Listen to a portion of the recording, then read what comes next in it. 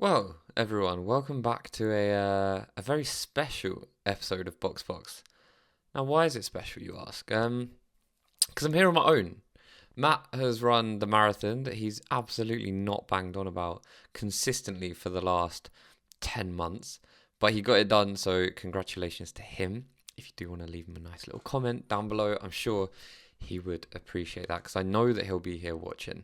But yeah, we're here to talk about Brazil, the Sao Paulo Grand Prix. It was a sprint weekend. It was pretty jam packed with action, controversy, chaos, and of course, another Lewis Hamilton penalty. But don't worry, I'm not going there. I don't believe it was a conspiracy. But we are Box Box Podcast, powered by Box Box Club. So do check them out. There are a free F1 widgets app available on the Apple App Store and the Google Play Store, whatever it is for Android. And yeah, you can get an exclusive discount. Just check everything out in our bio. But yeah, let's crack on.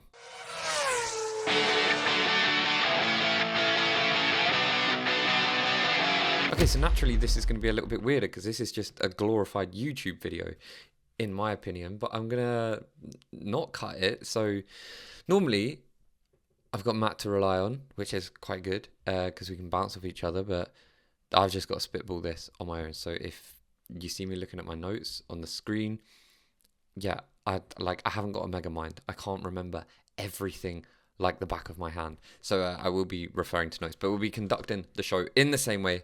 As always, we will be going through team by team. But if you're new here, do give us a thumbs up, subscribe, and comment down below for when you inevitably disagree with 90% of everything I say. But look, let's start this weekend with McLaren because it was looking good through the practice sessions. Pretty good for the pair of them. I mean, Lando Norris, it's about time that Lando Norris is given the credit that he deserves, okay? Because I was definitely on the Lando has bottled it brigade bus when Oscar Piastri was seemingly schooling him this season for what, you know, it had Lando written all over it this season. Coming into the season, especially off the back of last season, and let's not forget, he's been in F1 since 2018. It's finally got a car that is capable of winning a title. Red Bull had dropped the ball, particularly at the early part of the season. This title had Lando Norris written all over it. And, you know, up until, I want to say Zandvoort, until after Zandvoort, it was not looking good for him. It was looking like Oscar Piastri was going to pip him to the title. And he has completely turned that around. And yeah, that has not solely come from his good performances, but it has also been a mixture of Lando Norris, Oscar Piastri's poor performances. But that doesn't take anything away from Lando. Ultimately, Oscar Piastri could be finishing P20 every single race, but if Lando Norris isn't turning up, he's not going to be closing that gap in the way that he has done. And it was a dominant weekend for Lando, and I think it is about time that people put a little bit of respect on his name. Matt's not here to defend himself, but I am looking at you, Matt. Yeah, it was just quite an outstanding weekend for Lando, and it's good to see that he's got it in him, genuinely, because there have been many times throughout the season, throughout his career, where I've doubted him. I'm not particularly a Lando fan, but I am at the point where I'm actually really respecting the grind here. He's locked in, and he's got one hand on the championship now. Look, let's look at the championship standings. After this weekend, you know, Oscar Piastri had a disaster in the sprint race, and we will touch on that a little bit when I speak about Oscar. But Lando is now on 390 points. You know, Oscar Piastri is 366 points. That's a 24-point deficit with 3 races to go. Obviously, we have got the sprint in Qatar, I believe. That's not an easy deficit to overturn with 3 races to go. I'm sure Oscar Piastri is probably praying that Lando has a terrible race. But ultimately, Oscar Piastri needs to win the next 3 races to win it, essentially. That is what has to happen. Correct my math here, but there's a 7-point difference between winning and coming second, right? He would then also need to win the sprint race and bank on, let's assume Lando is finishing second in all of these, right? He needs to bank on Lando dropping points somewhere that isn't P2, and Oscar does need to win every single race. That is not an easy ask for a driver that has, since Zandvoort, has really not shown up. Now, obviously, there is talk about have McLaren done something here? I'm not part of that brigade. I'm not part of the McLaren are sabotaging Oscar Piastri to get Lando Norris the World Championship. But I am unable to put 2 and 2 together here because I don't understand where the pace has gone. The sprint race, I completely understand. Okay, he hit a wet part of the curb. 2 other drivers went off in exactly the same point on the same lap. It was pretty incredible, to be fair. But yeah, it's been a strange one. Watching Oscar Piastri go from someone so ruthless and cold-blooded for the best part of the season to someone who seems incapable of putting a lap together when it is needed most. And the race was a strange one because, it wasn't the best qualifying for Oscar Piastri.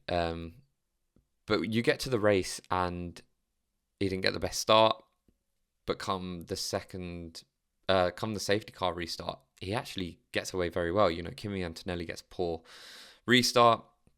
He comes up the inside and, he gets a 10-second penalty for a collision that I think is harsh, personally. That's my opinion on it. He did lock up into turn 1. My opinion is that Kimi Antonelli turned in as if he wasn't there. Now, even if Oscar hadn't have locked up, he still would have been there, and Kimi Antonelli was just turning in as if he wasn't there. I believe Oscar Piastri was far enough alongside him to deserve the space. And I know Kimi came out and said, well, I was in a bit of an awkward situation because I had Charles on the outside, I had Oscar on the inside. He wasn't that far alongside me. I disagree. And I was trying to leave enough space. Well, there was enough space for Charles Leclerc because you could have parked a bus in between the two of you. But it was my opinion that he turned in on Oscar Piastri and that a 10-second penalty was incredibly harsh. I'm pretty sure that he was given the penalty because he had lost control of his car. But yeah, I don't know. I think if Kimi Antonelli was a bit more of an experienced driver, that incident wouldn't have happened. Obviously, it went on to ruin Oscar's race, essentially, with him finishing P5, which he would have finished P2. Still not ideal for his championship either way, finishing P2, but it's a lot more ideal than finishing P5. So yeah, I'd be keen to know what you think about that incident, because I've seen a lot of people sort of not agreeing on this topic, and I think this is why it's great. It's open to interpretation. But I know Charles Leclerc came out afterwards and said, Antonelli was as much to blame as Oscar was, for the same reason. He took the corner like Oscar wasn't there. And I do think that's exactly what I saw. Watching it in real time, I just thought, where's Oscar meant to go? That opportunity was there. He had to take it. If Oscar didn't go for that, we'd be cooking him, saying, oh, well, he's not World Championship material anyway because he's not going for an open door. But stuff like this happens and now he gets penalised. And I do think it's a little bit unfair. And I know, because I've seen them on Twitter, I know there are people out there that again believe it's part of the big conspiracy that McLaren and the FIA are trying to get Lando Norris this World Championship. Lando Norris was sensational this weekend. He was almost the most sensational driver on the grid, and obviously I think you know who I'm referring to. We will get onto that. But how does this affect Oscar Piastri going into the final 3 races?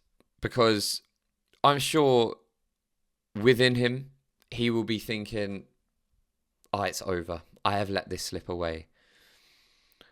I am at the point now where I think it would be stupid to put your money on anyone other than Lando Norris.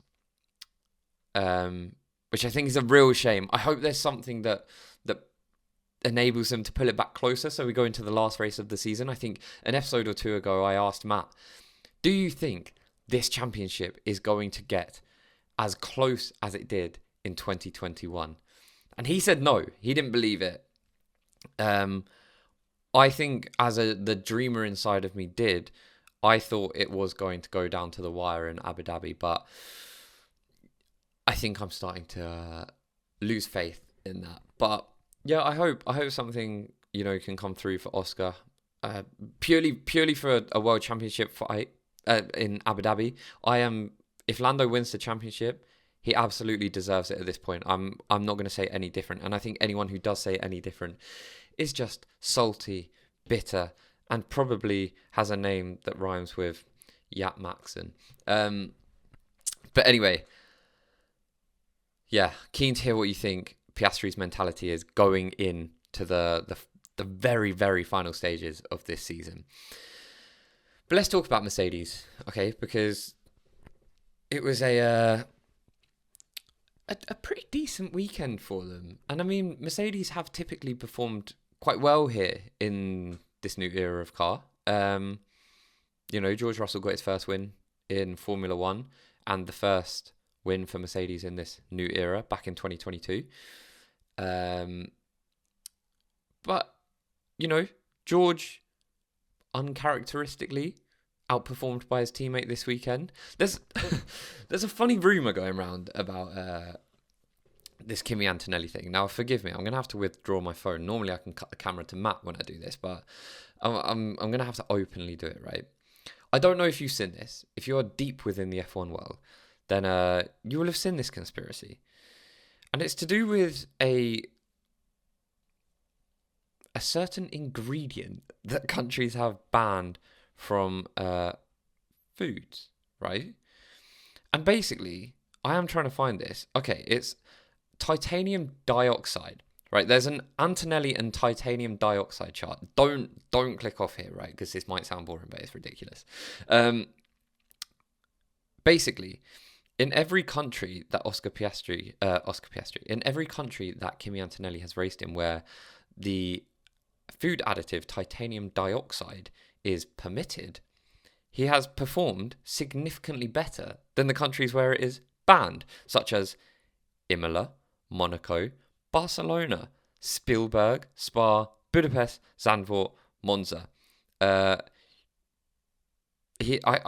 was something on his average position where his average finishing position was like 12th in the countries where it is banned, but it's like P4 in the ones where it is unbanned. So I don't know whether there's something to that. There's absolutely not, but I thought it was quite funny. But Kimi Antonelli had a very, very good weekend. It was a career best finish in P2, which is pretty sensational for an 18-year-old. He's had quite a lot of opportunities this season to have his confidence knocked. He's come up against a very, very, very good teammate in George Russell, who has had I would argue, his best season in Formula One. I think George has really shown people this season that he is world champion material, and I would love to see him in a title fight at some point in his career because he absolutely deserves it. For me, this might be a controversial take. George Russell is capable of winning multiple world championships if you give him the car. So to come in as a rookie, 18-year-old, have the setbacks that he's had, particularly like at Imola, his home race and everything. Kimi Antonelli has done really well this season. But there is a statistic that I want to talk about that's been floated around, right?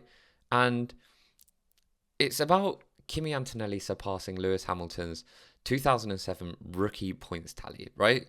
Which is just probably the worst record or statistic break of all time, because the point system was different.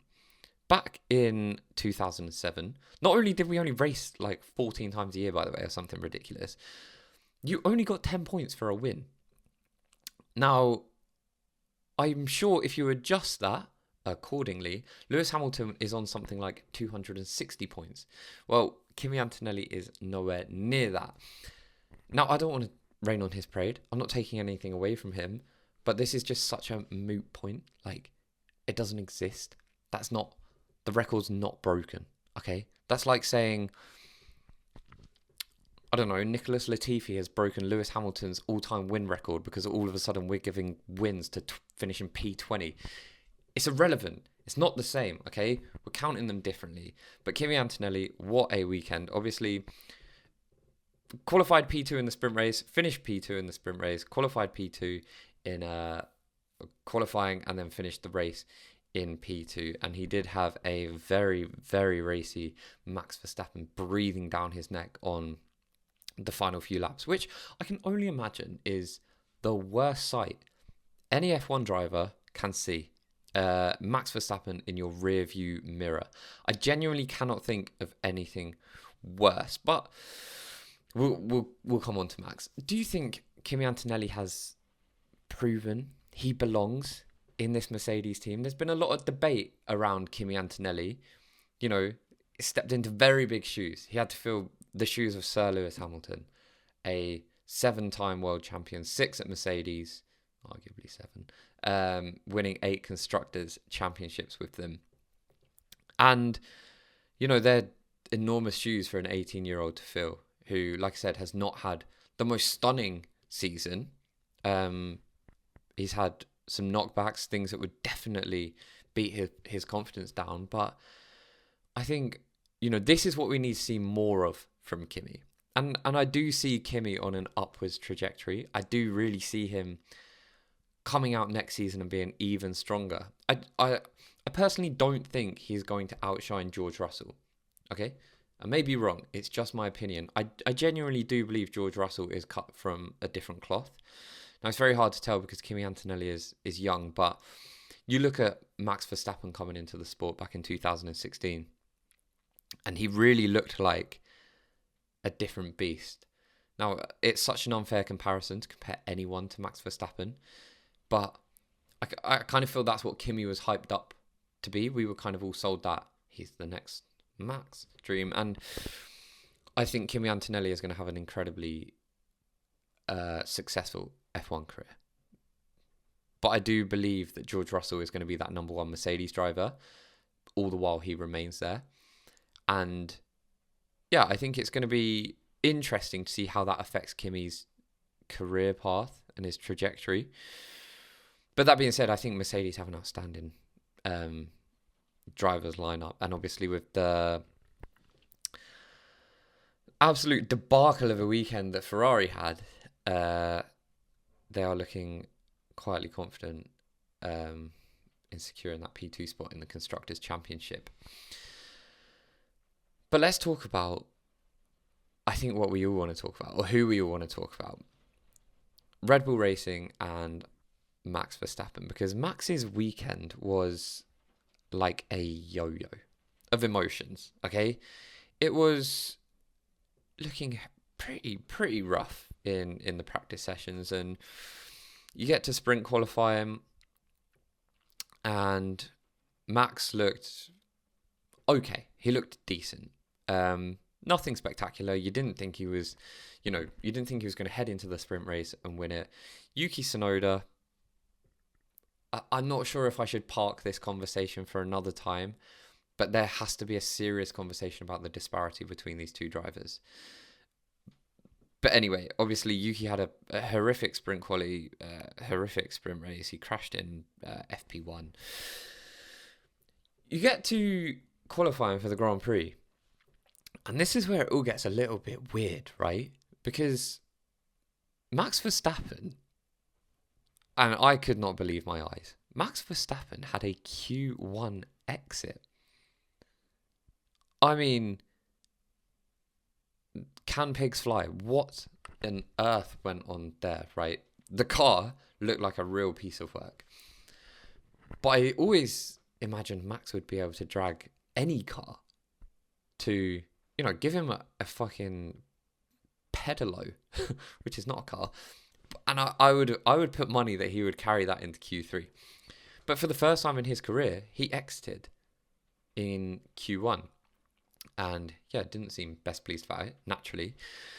However, he obviously still managed to outqualify his teammate, who qualified P19, which, this is where I say we need a serious discussion about Yuki Tsunoda, because he's not going to have a seat in 2026. Let's be honest. Yuki Tsunoda will lose his seat in 2026, and I'm convinced that nobody wanted it to work as much as me for Yuki Tsunoda.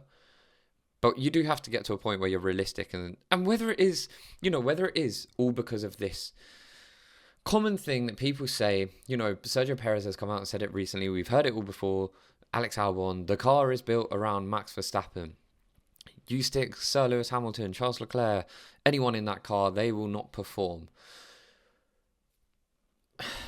I'm never too sure how much I believe the extent of the significance of that. I mean, I'm not surprised the car is built around Max Verstappen. The guy's a fucking a god. Like, why wouldn't you build it around him? You build a car around him, this is what you get. 4 consecutive world championships. Do you know what I mean? But I'm not convinced that no one else in the world can drive that car. I'm sorry, I'm just not. But Yuki Tsunoda can clearly not drive that car, and ultimately it's going to cost him his seat. I'd be more confused about Yuki Tsunoda getting a drive next season than I was the duration of time that they kept Sergio Perez in a seat. So, yeah, this weekend really sums up the disparity in quality between Yuki and Max, because you get to the Grand Prix and Yuki Tsunoda finishes dead last. Okay, he finished P17. And we had 3 retirements, so that is dead last. Max Verstappen, on the other hand, let's talk about how Max Verstappen is the greatest driver on the grid, and certainly, without a doubt, in the debate for the greatest driver of all time. And I will not hear any different. Watching Max Verstappen is, as much as it pains me to say, is an absolute delight. Okay? And I think even though Max Verstappen was starting from the pit lane, he started from the pit lane. Max Verstappen finished P3. He finished on the podium, and there was discussion around, well, should they have pitted him so late to get those fresh tyres? Could he have gone on to the end and potentially won the race? I don't know. Lando was looking particularly quick towards the end of that race, but it was almost a P2 for Max as well. Kimi Antonelli did very well to hold him off at the end of the race, but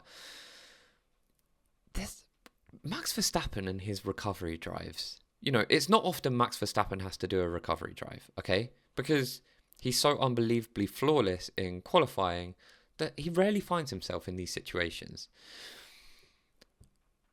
But this is definitive of a great driver, right? The last driver to finish on a podium from the pit lane was Lewis Hamilton. Now, Lewis Hamilton is statistically the greatest driver of all time. And in my opinion, the greatest driver of all time. But that's fine if you don't agree. Max Verstappen is firmly in that category, and he did the same thing. But I think what makes this so impressive is, are we all forgetting that Max had a puncture? Max had a puncture on whatever it was, very early on. And still managed to finish on that podium. I mean, God knows what would have happened if he started, I don't know, let's say not from the pit lane. Maybe if he started like P15, or what if he didn't have the puncture? Could Max Verstappen have gone on and won that race? Do you believe that?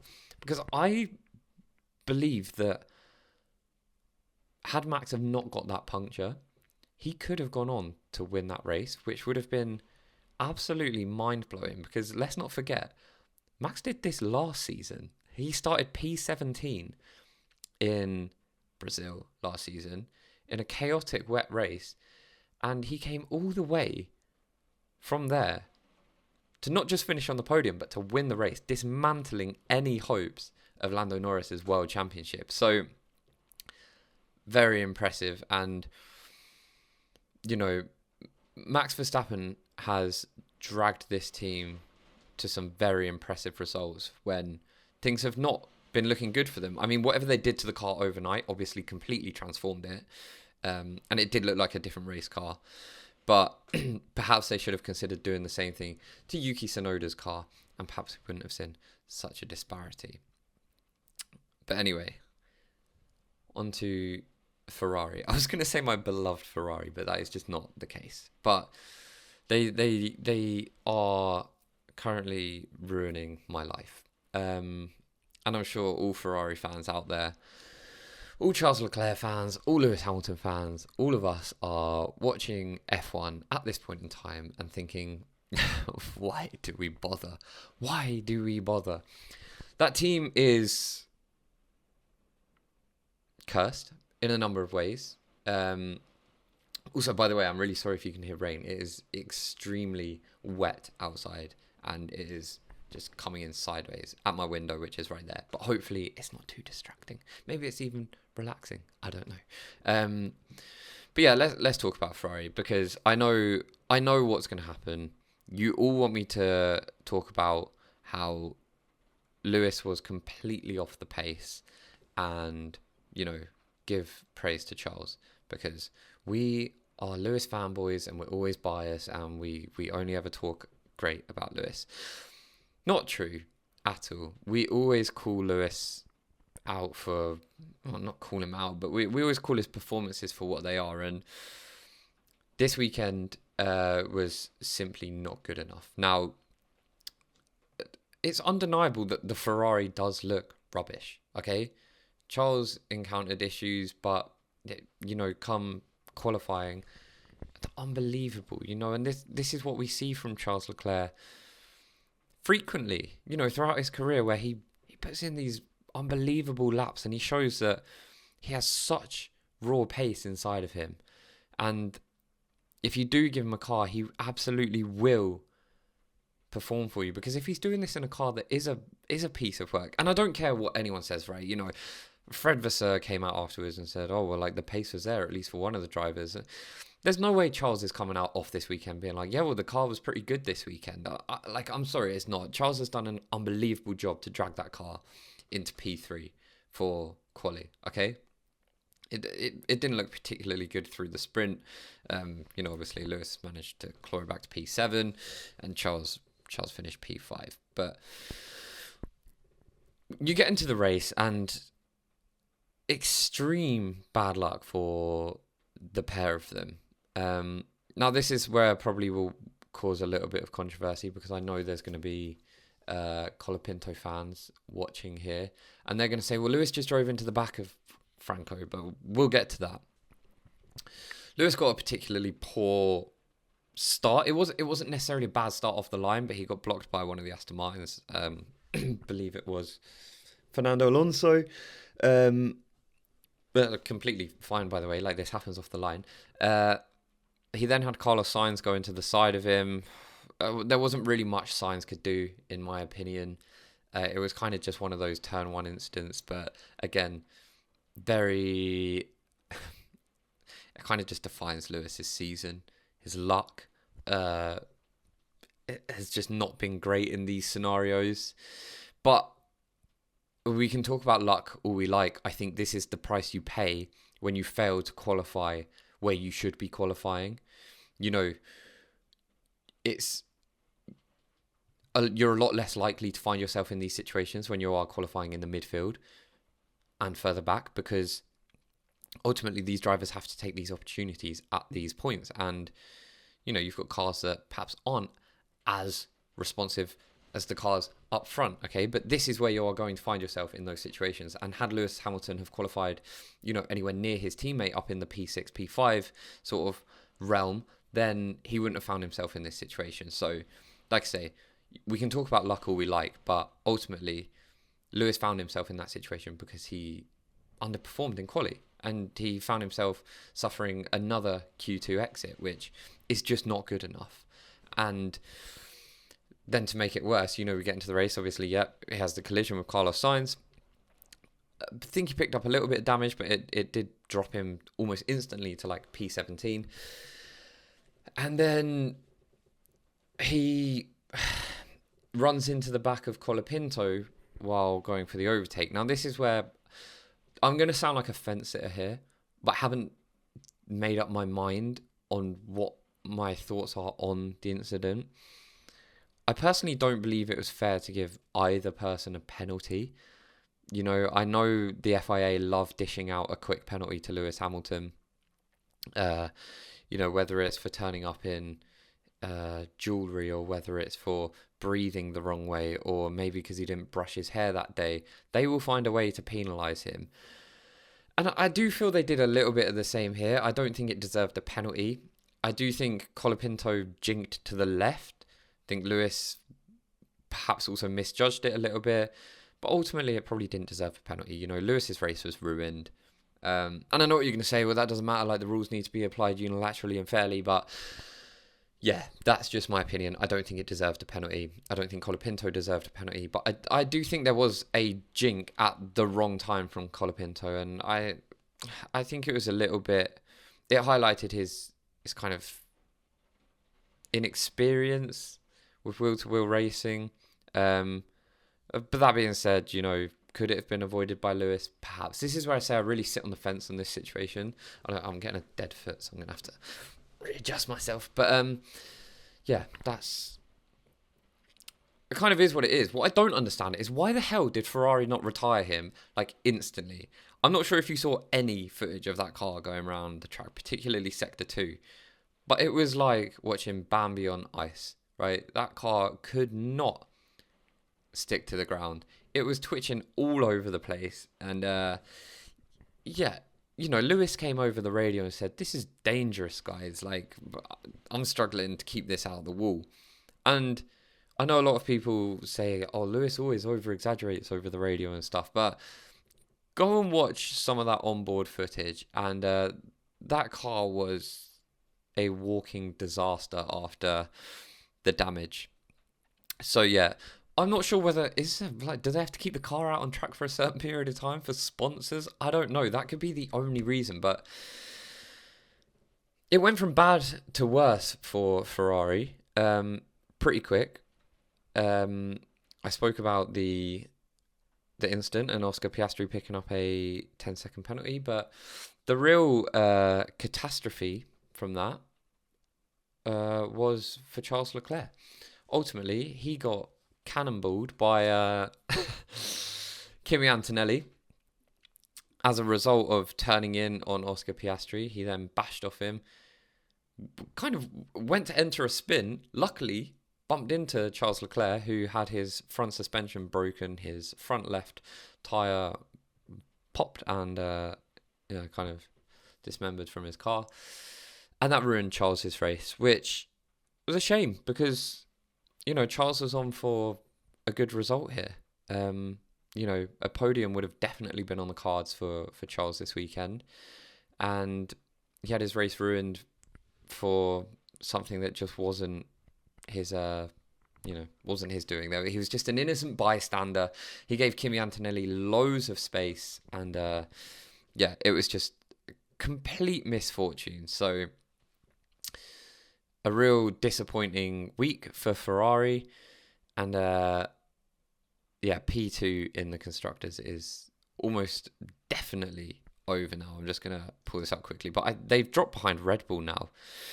You know, 362 points. They're now 4 points behind Red Bull, and I don't want to do the quick math, but they're about 36 points behind Mercedes. So that P2 is almost dead and buried. But I think, you know, perhaps Ferrari could benefit from the additional wind tunnel time heading into next season.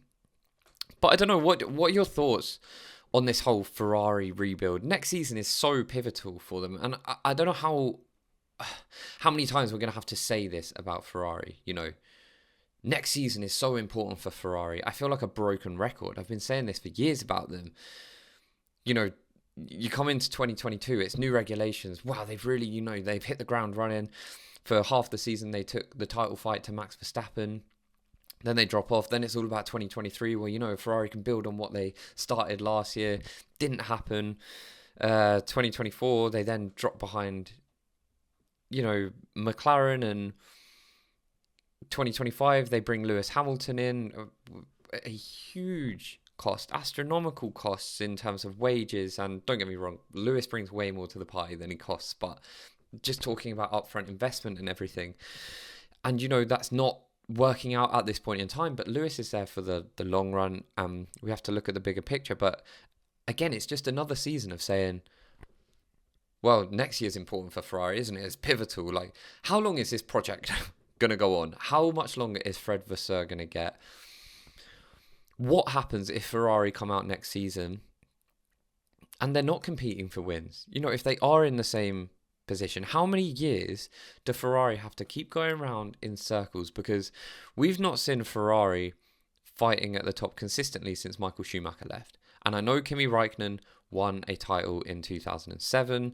And I know Massa was obviously in the title fight the year after. And then we saw Alonso in the sort of 2012 region.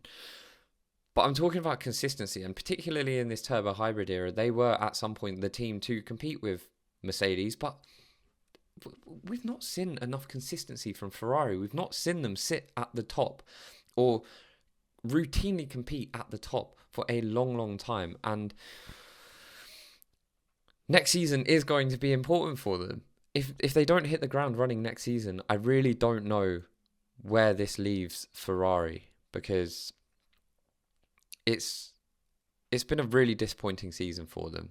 And I don't know how much longer they're going to be able to keep Charles Leclerc there, because he deserves to be racing for a team that is going to provide him with a car that is going to win a world championship. And I can't imagine he has a bucket load of faith in them at this point in time.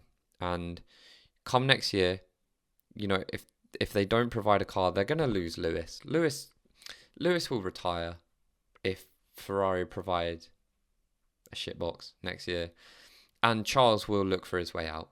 I'm convinced on that. So, they'll have them for the 2026 season, but how do you recover from losing Lewis Hamilton and Charles Leclerc if you're not in a position where you can guarantee a driver race wins and competing for world championships? It could be dark times for Ferrari if they don't hit the nail on the head next season. But let's look at Haas. Okay, Ollie Behrman. Let me put the mic down.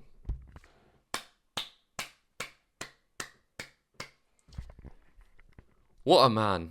What a boy. I don't know. Is he a man? Is he a boy? He drives like the man. He is quality. Okay, and I've held my hands up already on this podcast, so I don't need to do it again, where I believed Ollie Behrman was overhyped. I'm not afraid to say it. I thought after Saudi last year, yeah, he did all right. It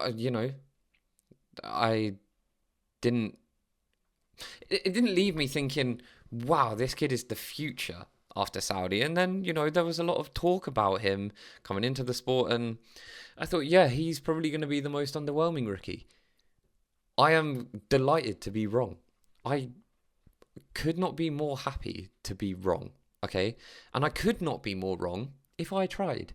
He has been really quite sensational, especially this second half of the season. He is, he's really come through, and, Haas will be delighted. Haas will be over the moon, because they didn't look great throughout the weekend. Sprint qualifying P15, finished P12 in the sprint race with Ocon finishing P11. Ocon had a particularly poor sprint quali in P19, but Ollie Behrman, P8 in qualifying.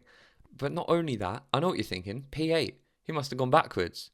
No, he finished P6. That is a sensational drive from Ollie Behrman, and he's looking hot. I'm not gonna lie. Ollie Behrman will be hot property, and that's probably Ferrari are gonna be keeping very close tabs on him. We spoke about this last week, where after 2026, Ferrari should replace Lewis Hamilton It might even be for 2026. That's what the rumours were suggesting. And I pretty strongly came out and said, that is ridiculous. And I did liken Ollie Behrman to a Rustlers, which was unfair. Ollie Behrman is a very good driver, but let's not rush anything, okay? Give Ollie Behrman a couple of more seasons racing at Haas. Really get his wheel-to-wheel racing competitive and clean. And let's see him in these positions more frequently than not. Because if Haas provide a good car next season, there's no reason that Ollie Behrman cannot consistently find himself in these positions. Because if he's doing it in a car that is relatively poor, you give him a car that is decent, and Ollie Behrman is going to be a very, very competitive driver. You know, the Ollie Behrman hype train has left the station, and I'm on board, okay? And I wasn't at first. I wasn't for the best part of the season, but you know, he's jumped Ocon in the driver's standings, and he is like pretty significantly clear of him. I know he was already ahead of him before this weekend, but he's now 10 points clear. And when you're racing in a Haas, that's a lot of points. That's not like, you know, if Lando was 10 points ahead of Oscar. That's quite a big points difference. And I think Ocon's had a very solid season. I think Haas will be delighted with their driver lineup, and I think they'll be delighted with how their season has played out. Because again, just looking here, they are P8 in the Constructors' Championship, but P6 is very much on. Okay, it's going to be difficult. There's 12 points to jump the Racing Bulls, and the Racing Bulls are looking pretty solid. But P7 is 100% on. They've got Aston Martin 2 points ahead of them, and I think they will be targeting that going into the final 3 races of the season. There's no reason they can't do it, okay? Because Esteban Ocon is good at picking up points. Ollie Behrman is hitting form right at the perfect point of the season. You know, we are getting into the squeaky bum time. Is that what they call it? So I think, yeah, it's going to be an exciting end to the season for Haas, and definitely very impressed with Ollie Behrman. Kick. Gabriel Bortoleto. My God. What is it, right? What is it with drivers when they get to a meaningful race? It's like they have some sort of curse on them. Think of Charles and the Monaco curse. Gabriel Bortoleto gets to Brazil. It's home race. The first Brazilian to race here since Felipe Massa. And it's a nightmare weekend for him. Okay, he DNFs in the sprint race, which, by the way, holy shit, what a massive crash that was. And can I just highlight the fact that he stepped out of that car fine. That was I believe the 2 impacts, the first one was like 30 something G, the second one was like 54, 55 G. The safety of these cars is incredible. So hats off to everyone in the Formula One engineering world that focuses on the safety of these cars, because that was an incredible impact and the car was absolutely mashed. I'm not surprised he was unable to start qualifying. But let's also just be very grateful that he didn't wipe out the Racing Bull, the Alpine. I'm sorry, I can't remember exactly what it was. As he flew across turn 1. But yeah, you then thought, well, it can only get better from here. Nope. Meet Lance Stroll. He kind of just pushed Bortoleto into a wall on lap 1.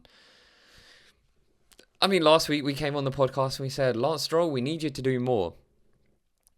That did not mean ruin Gabriel Bortoleto's home race on lap 1. Okay? You can't just drive a man into the wall. And if you're going to do it, at least do it to something that's going to make the championship battle interesting. Bortoleto could have just had, even just racing round your home track. He didn't need to get any points or anything. I'm sure he would have just been, sorry, let me just open my water. Great host. I'm I'm sure he would have been happy just finishing the race at this point. But a disaster weekend and one to forget.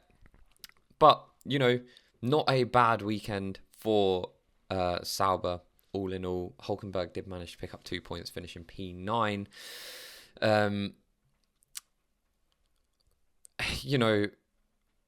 There's absolutely no chance that Kick finished last in this championship. So I think picking up any points will be good for them. They can still absolutely finish higher up as well. We have seen quite a lot of freak results this season. So they are in this battle for, I think 6th is going to be a massive stretch for them. I don't believe that's going to happen. But they're 10 points behind Aston Martin. So, the race for P7 in the Constructors is well on. And we know the difference that makes in sponsorship money. And for a team like, Sauber, who are Audi from next year, that's going to be a massive benefit for them to kickstart their F1 journey. So that is really heating up. But yeah, Bortoleto, what a nightmare weekend. And I hope you get to turn up next year and perform in front of your home crowd. The Racing Bulls, good weekend. Very good weekend for them. They'll be absolutely delighted with that. Sprint race, not ideal for Lawson. Isaac Hadjar, obviously P10, so he finished outside the points. But qualifying, great for the pair of them. P5 for Isaac and P7 for Liam Lawson. And they were able to convert that in the Grand Prix. Obviously, Isaac Hadjar did fall back a little bit and finished P8. Liam Lawson finished ahead of his teammate in P7. And I don't know if you saw the contact on the final lap. But my God, boys, there's no need for that. Look at the race that you are having. Okay? Are we really going to risk that massive points haul for your team, who are in quite an important, constructors battle here? You haven't got Haas that far behind you. You haven't got Aston Martin that far behind you. Do we really need an incident on the final lap for P7? No. And I do think you see this sometimes between the Racing Bulls boys. There's a little bit too much competition for my liking. I know what you're going to say. Oh, it's high-level racing. They should want to beat each other. I completely agree. But also, there is a bigger picture to this. And I didn't think that was necessary. But nonetheless, look, Isaac Hadjar has been rookie of the season. Okay? I don't care what anyone says. Isaac Hadjar is rookie of the season. He's been consistently good the whole season. I think, you can look at Ollie Behrman now in a close second, but I know everyone's going to say, well, Kimi Antonelli's on 122 points and P7 in the championship, but he is in a Mercedes, so what do you expect? So yeah, I think they'll be very happy with the weekend, Racing Bulls, and it's just they've looked relatively good all season. I think the big thing is Isaac Hadjar going to get that seat for next season? Is he going to be racing in a Red Bull? There's been so much discussion around Red Bull. It sounds like the rumours are suggesting there's been internal disagreements on recruitment policy and how they recruit. And, there's been discussions between Laurent Mekies and Helmut Marko. Where do they look? Are Red Bull in a position where they need to decide whether they stop destroying the careers of the drivers that come through their development programs?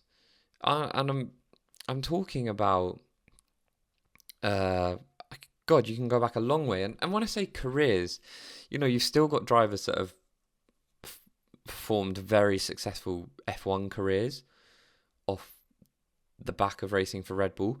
But by successful, I don't mean success in the way that we kind of imagine it.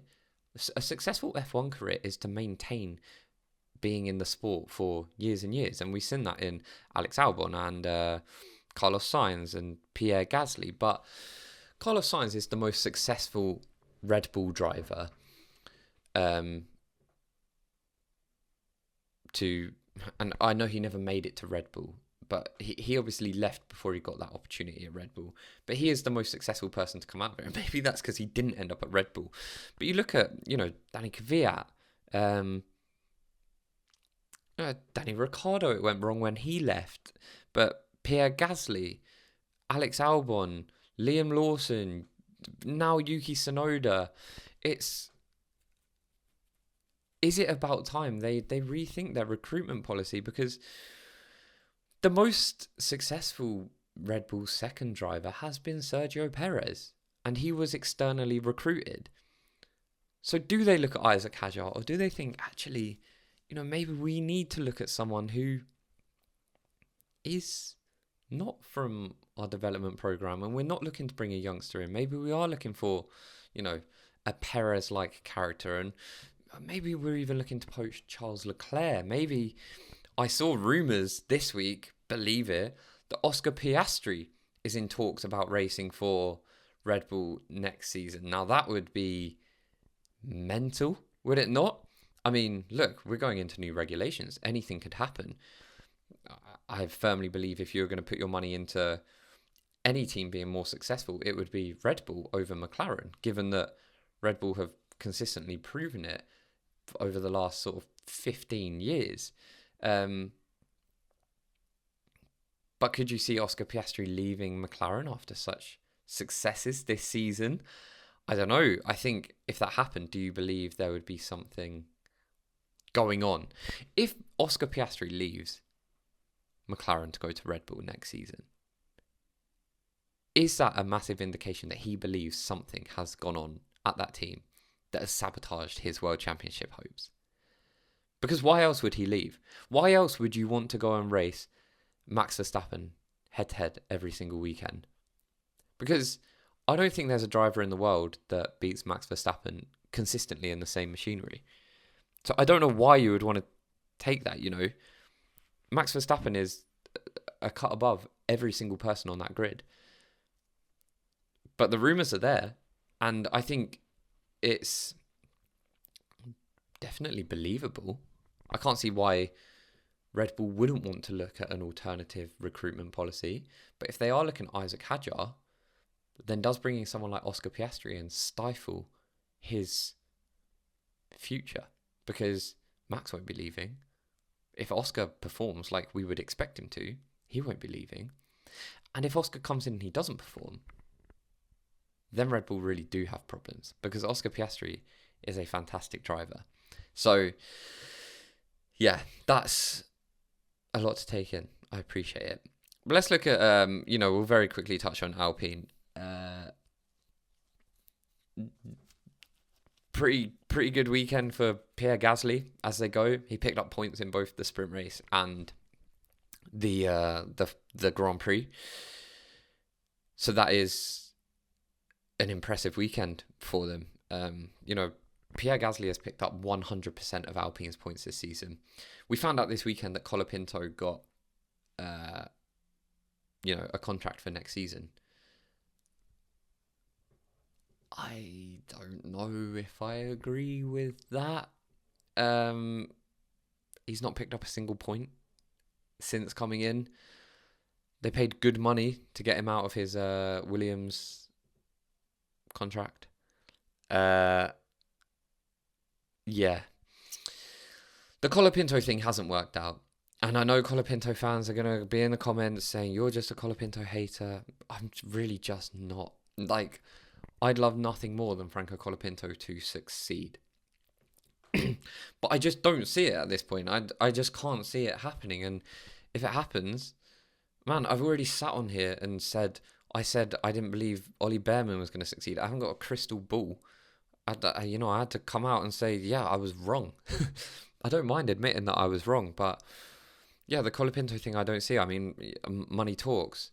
And I'm convinced that's why he's got his seat for next season. But if they do have a seat, if they do have a car that is capable of consistently getting points, do you, listening to this right now or watching right now, do you believe that Colapinto is the man that is going to be able to pick up those points week in, week out? Because I don't think he is. I think he's a little bit erratic. I think often enough he's not shown that he's got the pace required. But I really hope he proves me wrong. So don't sit here and get angry just because I have an opinion. Um, Back Colapinto and pray that he makes me come out next season and say, "Oh my God, I'm so stupid," because that's what I want. I would rather that. Aston Martin.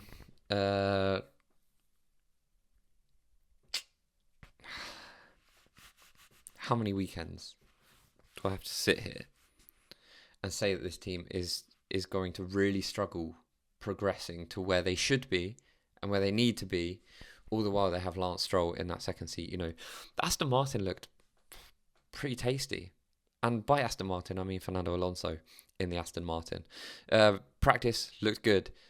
Sprint quali, P5, finished P6. Then, yeah, it did go a little bit wrong for them in the race. For the pair of them, to be fair. But Lance Stroll did also finish P9 in the sprint race, which doesn't get you any points. He did also look pretty decent in sprint qualifying. But yeah, the car did go wrong in the actual race. And obviously, yeah, Lance Stroll ruining Bortoletto's weekend. I don't know. What are your actual thoughts on that? But I just believe Lance Stroll just drove him into the wall. That's my opinion. And I think it is the kind of Lance Stroll fuckery that if we didn't have, I'd be angry that we didn't have anyone doing it. So I'm not going to complain, but I just wish it could have happened to someone else. There wasn't Bortoletto at his home race for the first time since Massa that they had a Brazilian racing around the track. Anyway, let's end on Williams. Interestingly, a fact for you, Williams got the fastest lap here. It was Alex Albon. He got the fastest lap of the race, which is the first time since 2014 Sochi, and it's actually the first time in Alex Albon's career that he got a fastest lap. So, nice one. The disappointing part of this is that they left the weekend with 0 points, which is I wouldn't say it's uncharacteristic of Williams. I think what we see from Williams is a bit of a seesaw, where some weekends you see them and they look good. You see them other weekends and they look pretty poor. But I think what we are seeing from Williams this season is a more consistent team. We see them more consistently picking up points than not. So Williams, I said it before, they're in an exciting place as a team. I am looking forward to next season for Williams. And I really hope they come out the blocks all guns blazing. Okay, because they deserve it. They just do. They deserve it. Williams are a great team with heritage. They've brought in James Vowles. They've given him the keys to the place and said, look, mate, you do what you need to do here. Transform this whole place. We'll facilitate that, but you do what you need to do. And he's gone in and done an unbelievable job. He's brought together this incredible driver partnership, which is looking very strong. And I really think the future is bright for Williams. I think if you're a Williams fan, you'll be really optimistic going into next season. It doesn't matter. This weekend was, a write-off. It's fine. Williams have those weekends. They've firmly positioned themselves for P5 in the constructors. That's not going anywhere unless Racing Bulls, I don't know, randomly become lightning quick and Williams forget how to drive. That's not going to change. But nonetheless, a disappointing weekend for them. But I think they'll get over it. Anyway, that is the end of the weekend. I don't believe the end of the weekend, the end of the podcast. I believe we have a weekend off. Get my trusty calendar out. Before we head to Las Vegas. I don't know if you saw, Lando Norris was saying, I don't think we're going to be quick there. See what you're doing there. Obviously for us in the UK, it's on Thursday, Friday, Saturday, which is Is that true? I actually don't know. That's what this says, but it probably is because they're 8 hours behind. Oh, I don't know. But anyway, I'll be back next week alongside my co-host Matthew. But if you did like this episode, I feel like it was just me talking at you for about an hour. So fair play to anyone that has sat through this. Do like the video. Give us a 5-star rating if you are listening on Apple Podcasts or Spotify or any audio platform that you consume your podcast on, because it really does help us out. And yeah, we'll see you next week for a brand new episode as we get into the very, very final stages of the season. Peace.